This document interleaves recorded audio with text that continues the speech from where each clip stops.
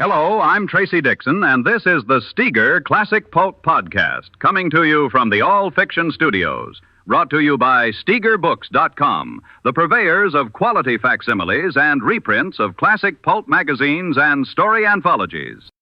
You can find a promo code for an exclusive discount on SteegerBooks.com in this episode's description. Please help us grow our audience by following this show, sharing with your friends, and leaving a comment. We'd appreciate it. Previously on Thunder Over the Channel. Leopard Squadron leader Dave Kawalski volunteered for a secret mission into Nazi-occupied France, where he joined his brother Franz and the French resistance to recover priceless photographs of Germany's invasion plans. But before Dave could escape, the Gestapo discovered their underground hideout, forcing him to stall two secret police officers while Franz prepared a desperate counterattack. On his brother's signal, Davy snuffed the only candle lighting the dank cellar. Franz and his resistance crew have just silenced the two Gestapo officers. Let's listen in. Franz's voice came out of the darkness. Light the candles, Davy. When the candles were again shedding their feeble gleam on the floor, Dave Kawalski looked down on the two black-uniformed men. Both were quite dead. Around their throats, in a circlet, were thin red lines. Above these lines were faces that were bloated and discolored. Pierre and Andre were tucking what looked like dirty strings beneath their belts. Franz stood with hands on hips, his deep-set eyes smoldering with a half-formed notion. Ach, Gott! German epithets came easily from his lips in moments of stress. 2 dead Secret Service police, strangled with silken cords. Garroted. Pierre, you and Andre are the most efficient destroyers I have ever known. Dave rubbed an aching jaw. Better get rid of the bodies. That'll be simple. But first, I need to search the pockets, just in case.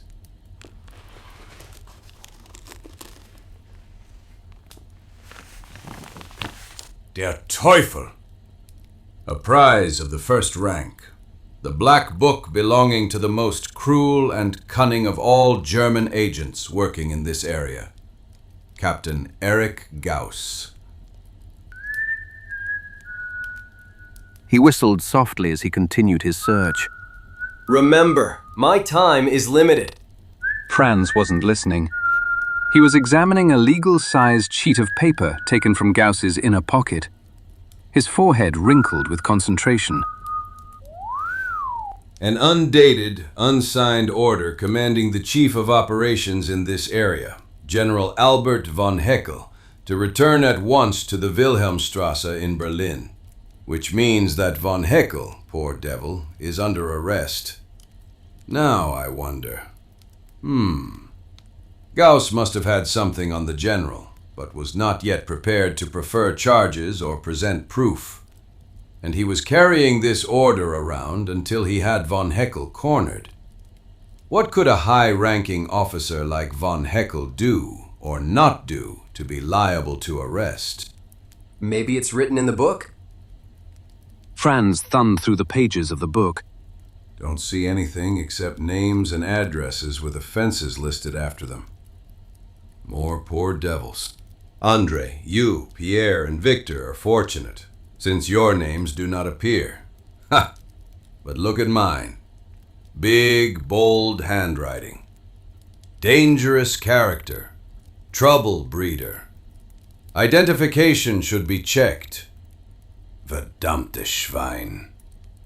They'd love to shove me in their concentration camp.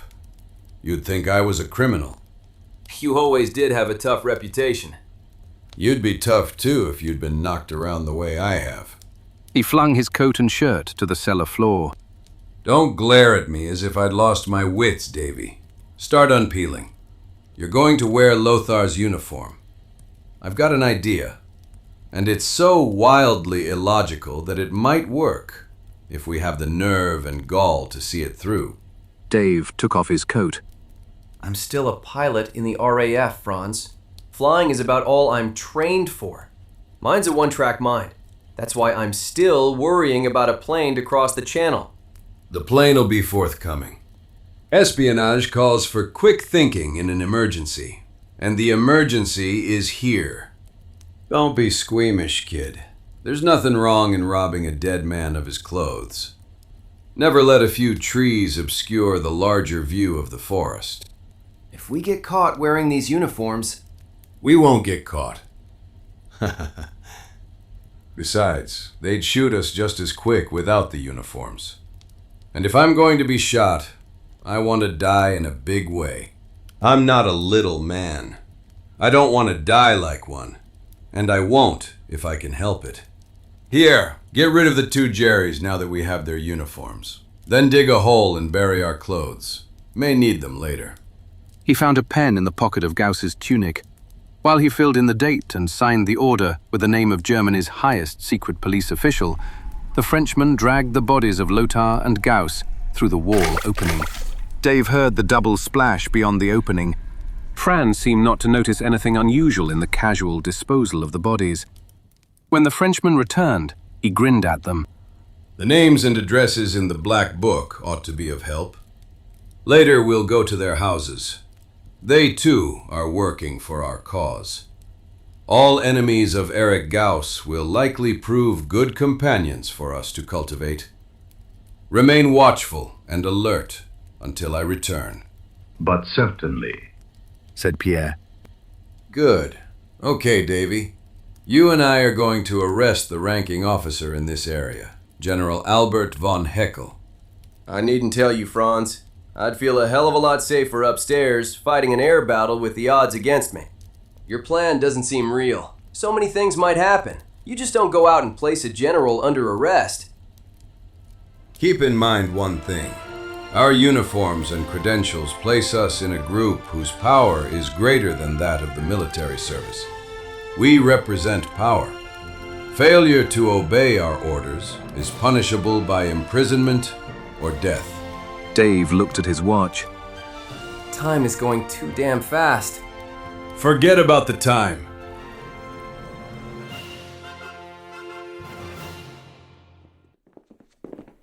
The moment he reached the cobbled street, Dave Kawalski felt the power and respect his black uniform gave him. He walked stiffly, looking straight ahead. He tried not to think of the risk he and Franz faced. Success did not seem possible. Their boot heels clicked sharply in the night air. Down one street, another. Dave could feel the muscles in his stomach grow taut. It was all so different from sitting in the cockpit of his Spitfire, hearing and feeling the pulse of the great Rolls-Royce Merlin engine. He didn't like the mission on which he had been sent. He belonged to the sky, to the pilots of the Leopard Squadron who looked to him for leadership. Intrigue and undercover work was no part of his nature. With Franz, it was different. Franz gloried in espionage of any sort. If there was any way to disrupt communications, antagonize the enemy, discover their plans, Franz would always be in the very center of it. Here's von Heckel's headquarters. Take your cue from me in everything that's said or done. Soldiers in field gray uniforms stiffened to attention as the brothers entered the building. Heels clicked. A few guttural words from the officer on duty, then Franz Kawalski's staccato German. Attention! No one enters, no one leaves until I give specific orders. To the officer behind a desk. Convey my respects to General von Heckel. Inform him that Captain Eric Gauss demands to see him at once. Doors opened miraculously. They passed through 2 rooms and into a third. General Albert von Heckel was waiting for them. His jaw was square, clean-shaven. The hair around his temples was grey. There was an old saber scar, red and savage-looking across his right jaw. A dignified, kindly autocrat. Captain Eric Gauss? His eyes were frosty. Jawohl, Exzellenz. Franz bowed. I have the honor, General, of bringing bad news. You are being placed under arrest. Albert von Heckel's jaw twitched slightly. That was all. Undoubtedly an honor to you and your kind.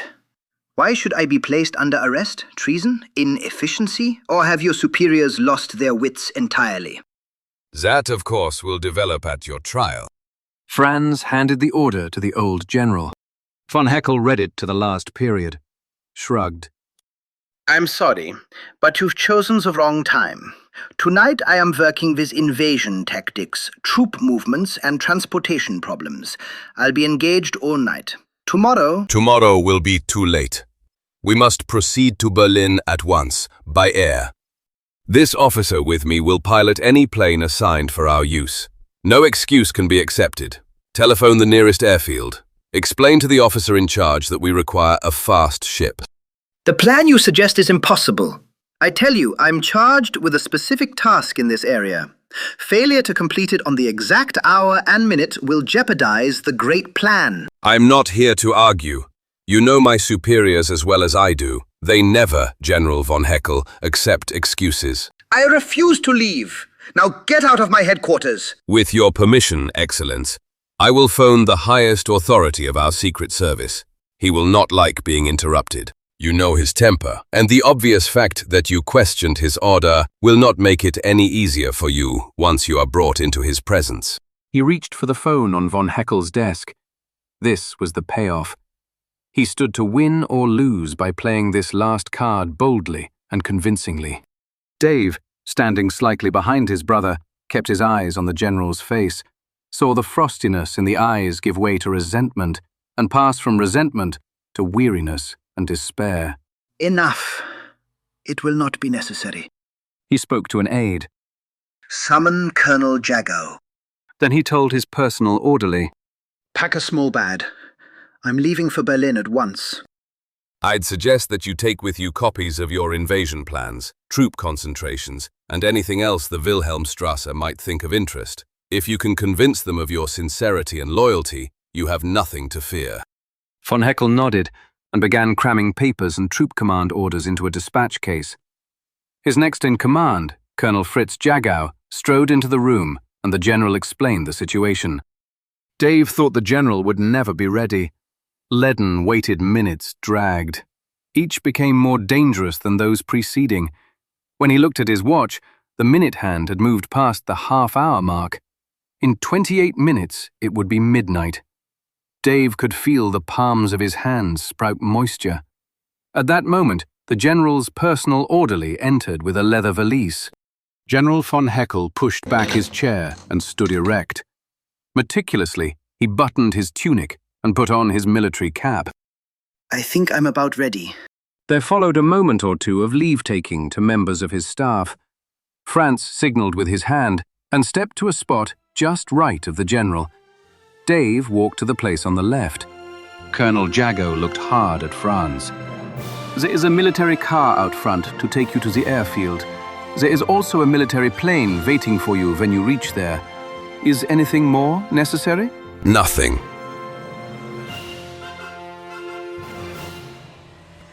The military machine raced swiftly to the airfield, but not swiftly enough for Dave Kawalski. At the field, Franz permitted the general to go to the office of the Luftwaffe commander, a friend of his, to say goodbye. It's your show from now on, Dave. And for God's sake, get yourself and the prisoner to England safely. I wish I could go along and help. But Franz, I thought you were... No, kid. I'm staying here, in occupied France. Sure, I'm a damn fool to risk my neck by remaining here. But I've always been a fool where freedom of men is concerned.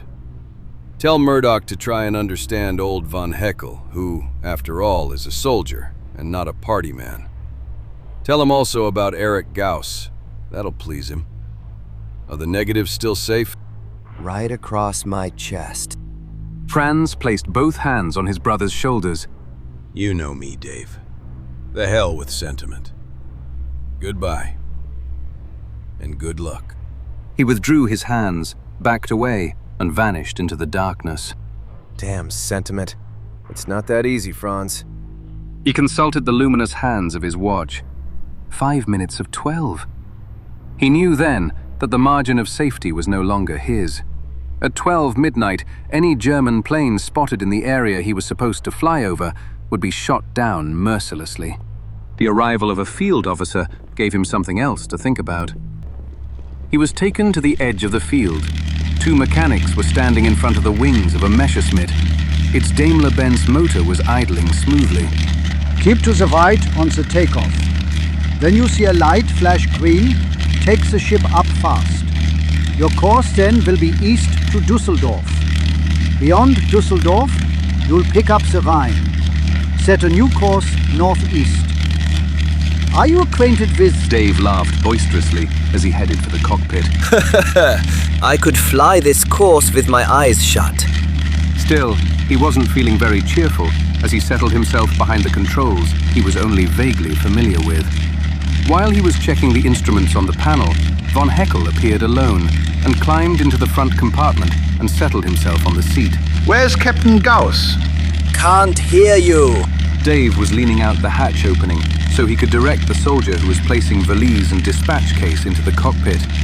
When this was accomplished, he closed the door, gunned the motor, heard a shouted signal from the mechanics, and he knew the moment for the takeoff had come. Without conscious fear, he sent the Messerschmitt rolling down the right lane. Swiftly it gathered momentum. Dave felt the tail lift. A green light winked in the blackness ahead. He gave the motor more throttle, and suddenly the wheels were clear and the ship was climbing. Up it rose in a long spiral. Dave snapped on the panel lights and plotted a course. Von Heckel was peering at the compass. You're flying west.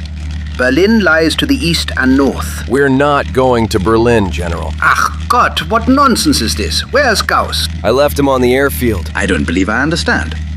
If you're not flying to Berlin, then where are you bound for? England. He held his breath as von Heckel's automatic jammed against the black tunic of his uniform. Treachery. It won't work. Return to the Luftwaffe air base at once or I'll kill you. And yourself, too. How long do you think this plane will remain in the air with a dead man at the controls? Von Heckel's voice was barely audible. I hadn't thought of that. During the strained silence that followed, Dave lifted the plane to a 10,000-foot level. The sky was faintly luminous and empty. There's worse things, General von Heckel, than spending the duration of this conflict in England. Look around, will you? And see if you can find some parachute packs. I can only find one. Strap it on. I'll take my chances if we crash. He paused and looked down for some guiding landmark and could see nothing, not even the glint of water. There won't be much time to explain, General. That order for your arrest was genuine. We merely filled in the name of the Secret Service director and the date. If you went to Berlin, you never would have returned to your command. Take my word for it. All explanations died at this point as a terrific barrage of anti-aircraft shells exploded around the Messerschmitt. Dave winced, pressured left rudder, flicked the control wheel in the same direction, and heeled the ship over on its side in a screaming bank. For a moment, the ship had slid out of range. Then a lone shell screamed upward. Dave felt the hackles on the back of his neck stand up. Something told him this one was coming close. The metal thunderbolt passed through the angle of fuselage and starboard wing and exploded above its target with a shattering crash. For tortured moments, the German plane rocked in the vortex of the concussion. Sturdily, however, it weathered the shock, but not before hot pieces of steel and shrapnel drummed against wings and motor cowling. A smoking fragment lanced through the upper hatch cover and into the instrument panel. Glass showered to the floor. The Messerschmitt, caught in a vacuum, fell into a sideslip. Dave let it skid down 1,000 feet, revved the motor, and straightened it once more. Again, Dave changed his course. A string of flare shells popped into the sky, a long way ahead and far above the fleeing Messerschmitt, bathing its fuselage and square-tipped wings with blinding light. Dave's lips thinned to a straight line. Beyond the arc of radiance flew 3 Spitfires. They had him bracketed, one on each side and another above, maneuvering for a tail position. There was no way to avoid their blasting guns, except by a continuous series of lightning maneuvers. But wherever he turned, dived or rolled, there was one of them always waiting for him. The orange flashes from their 8 machine guns became brighter as the flares settled below the zone of flight maneuvers. Tracers bit and clawed through rudder and tail sections. The Messerschmitt trembled under the drumming blast. Dave gave the motor full throttle, replying steeply. He got above the Spitfires and turned sharply, as if to blow them to pieces with the hub cannon that was part of the Messerschmitt's firepower. They fell away, circled, and followed him upward.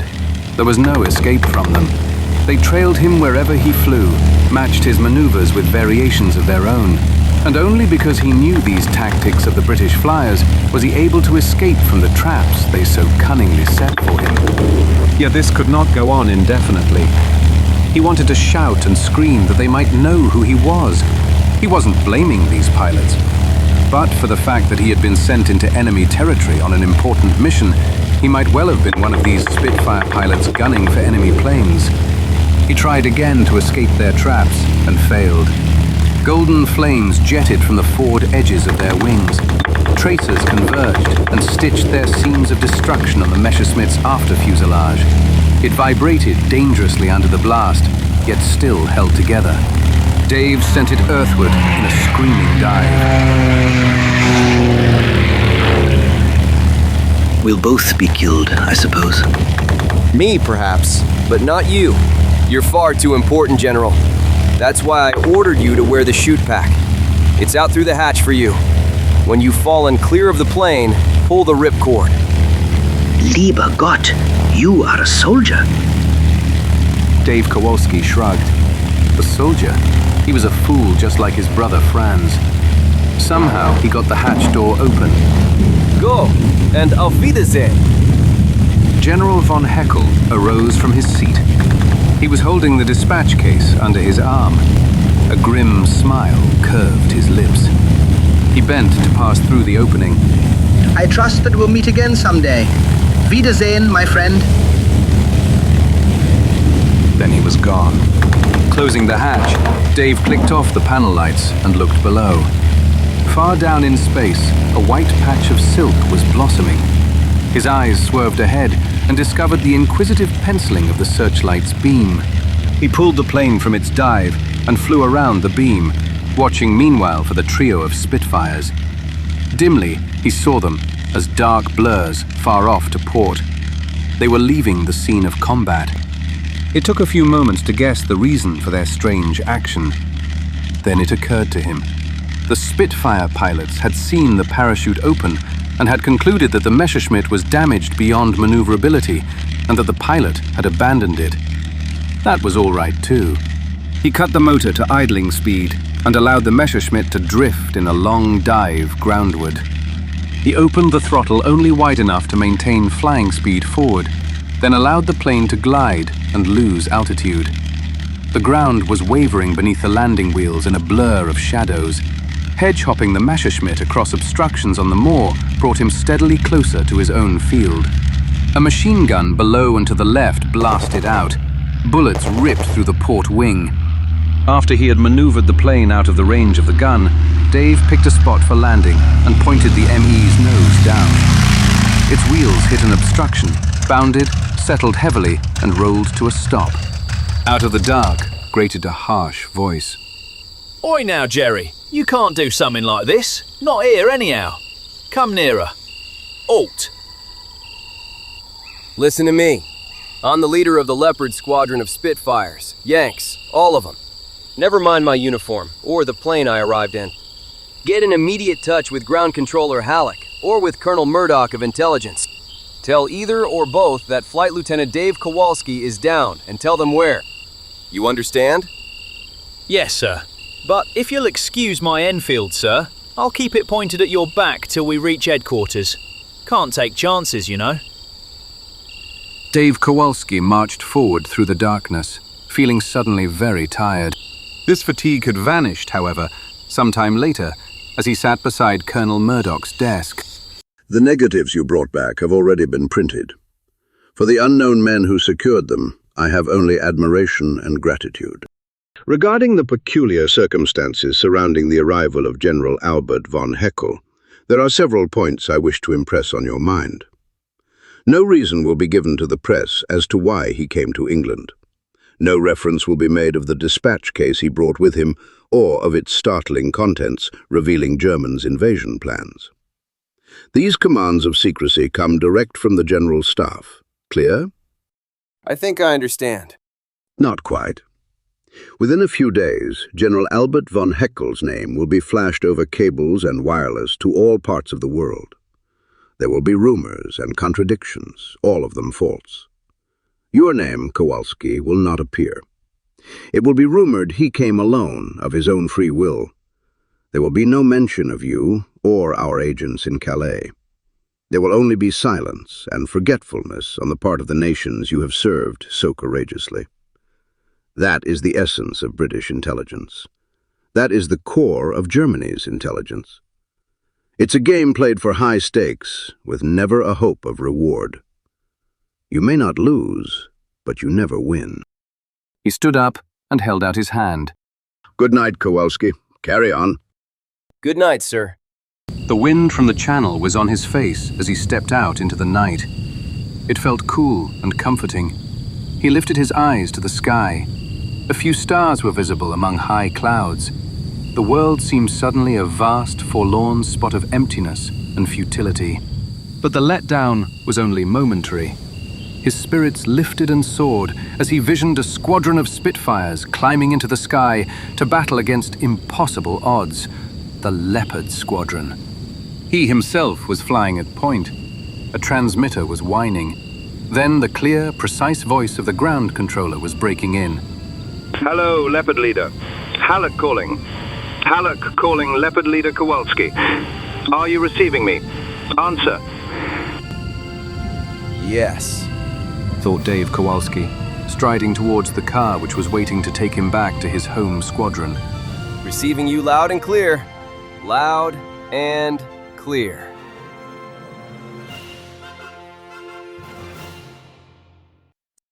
That concludes the AI Repertory Theater's production of Thunder Over the Channel, presented by SteegerBooks.com. Next time we head out west to meet the hangman for Peace City as he rides out of the pages of 10 Story Western magazine. And please remember to help us grow our audience by following our shows, leaving us a comment, and telling your friends. Thanks for listening.